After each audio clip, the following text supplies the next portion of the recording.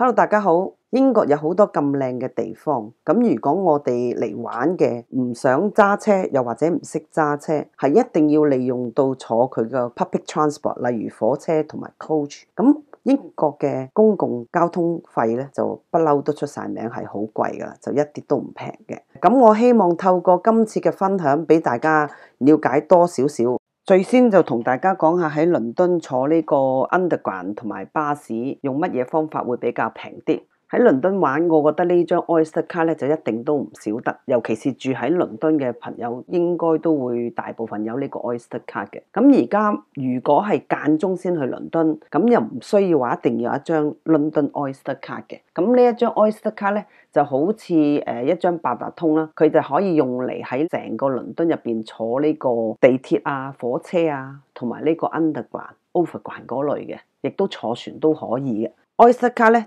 淨係只可以係 for 倫敦呢個 transport 嘅，唔可以話用嚟去買嘢食嘅嚇。咁如果我哋係冇呢個 Oyster 卡，咁你哋亦都有一啲我哋叫做 contactless 嘅卡，即係你哋嘅 debit 卡或者 credit 卡有呢一個咁嘅標誌，又或者你哋用嗰個手錶做到呢個 auto pay，咁佢哋嗰個坐呢個 London 嗰個 public transport 嘅價格咧，就同呢個 Oyster 卡咧係一樣嘅。咁我自己就比較中意用 Oyster 卡多過用呢個 contactless 卡，因為試過用 contactless 卡過呢閘機嘅時候，佢突然間 short 咗過唔到，我又要再轉過另外一張 contactless 嘅卡，咁即係意思嚟講又要從頭再計過啦。因為我出親去一次 London，好常都係搭幾次，咁變相嘅話又貴咗啲啦。而且你成日拎啲 debit card、credit card 出出入入咁樣去過呢啲機，咁唔小心跌咗，亦都係麻煩。就算一張咁嘅 Oyster 卡，我冇錢我都係 top up。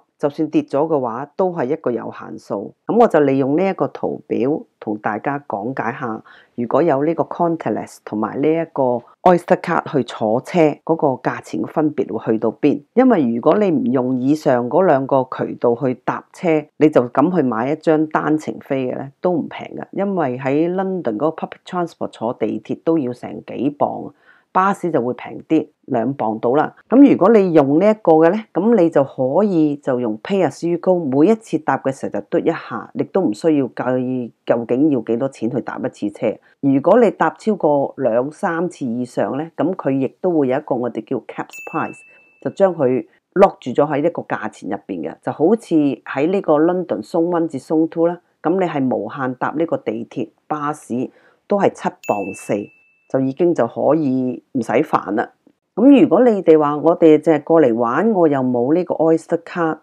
咁我亦都冇呢個 contactless，咁你哋就可以去買一個叫做 travel 卡嘅。咁你哋都睇到 travel 卡嗰個分別，嗰個價錢啦，就係13.90磅啦。咁當然啦，視乎個人嗰個選擇啦。咁如果係耐玩得耐，我會都係建議用呢個 Oyster 或者 contactless 就會方便好多啦。英國坐火車，如果又唔係成日坐，亦都冇申請呢個 Rail card，咁仲有咩方法會可以比較平一啲嘅？咁其實就有3樣嘅，就係要預早預訂，咁最少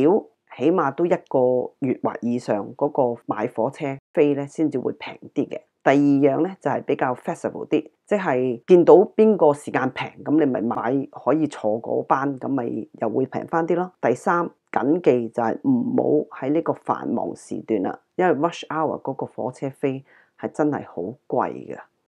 嗱，英國有咁多種火車證，究竟邊張火車證係適合自己？其實都好簡單，你哋可以跟翻嗰個年齡嗰個去買啊，就係可以全英國都可以用到啊。咁如果我哋又超咗齡，又未到呢個60，又唔夠咁大，咁有乜嘢方法我哋真係可以去買一張火車飛，而又全英國都用到咧？呢一個就係叫做 Two Together Rail Card 啦，但係每一次就係一定要2個人係有同名一齊去 travel 呢個 Two Together 嘅 Rail Card，呢一張都係可以全英國都用到嘅。咁另外就係呢一張我哋叫做 Family and Friends Rail Card， 咁呢一張卡咧，每一次你都要帶有小朋友同你一齊去 travel。咁呢一張 Family and Friends Rail Card， 佢有佢嘅好處，亦都有佢個弊處喺度。佢好處咧就係你可以 up to 4個大人同埋4個小朋友一齊 traveling，亦都會係平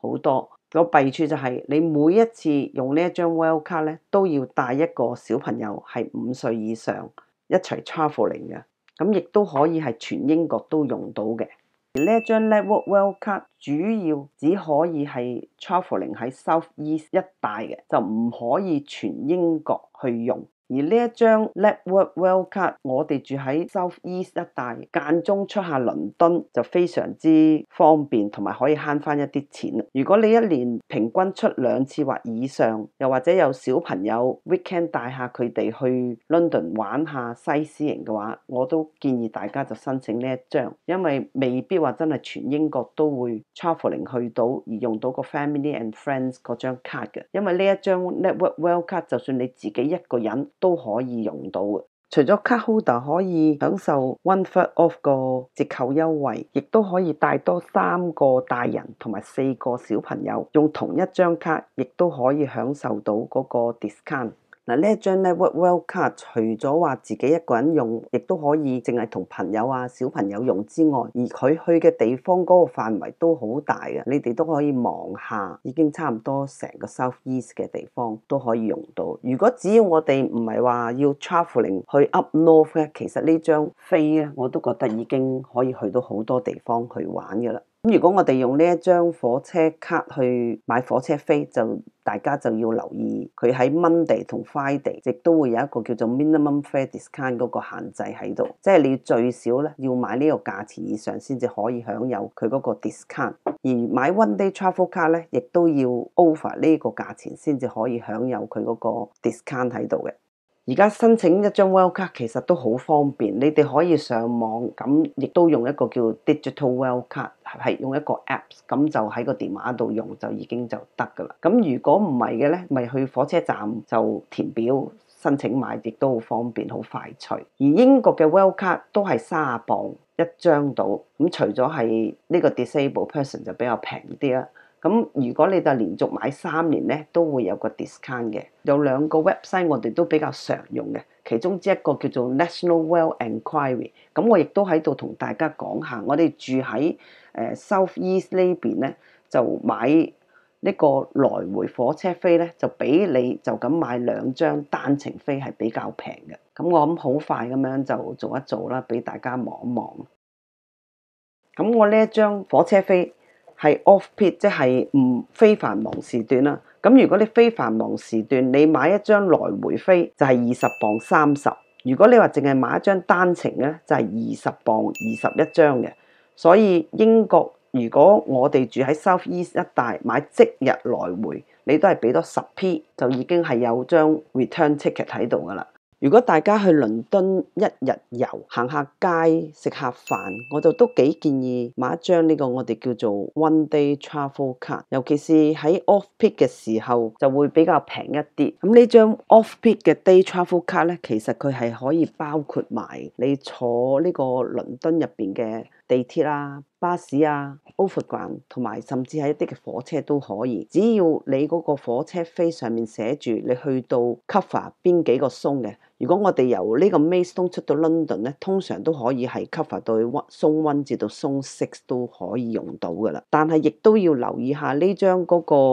travel card， 佢亦都有一啲嘅 term 同 condition， 例如唔可以坐 high speed train 啊。如果你話要坐 high speed train， 或者個價錢亦都會貴翻少少嘅。咁你哋都可以見到個價錢都係28磅40，已經係有一張 one day travel card 啦。如果我哋仲可以用埋呢一個Network Well 卡，即係如果你有申請到嘅話，嗰個價錢咧會更加平啦，都係18磅70。咁當然啦，而家嗰個火車飛同埋嗰個火車時間咧，都就算你冇呢個火車證咧，都可以都揾到平嘅。咁呢個就要花少少時間自己上網去調查下啦。而另外一個 website 就叫做 Train9，咁佢除咗可以 search 火車飛之外，亦都可以 search 埋 coach 嘅，咁亦都可以 search 埋喺歐洲嘅火車，呢個都係一個非常之好用嘅 website 嚟嘅。另外亦都可以一啲嘅平台度 search 一啲我哋叫做 split tickets，咁亦都會有機會平一啲嘅。咁我就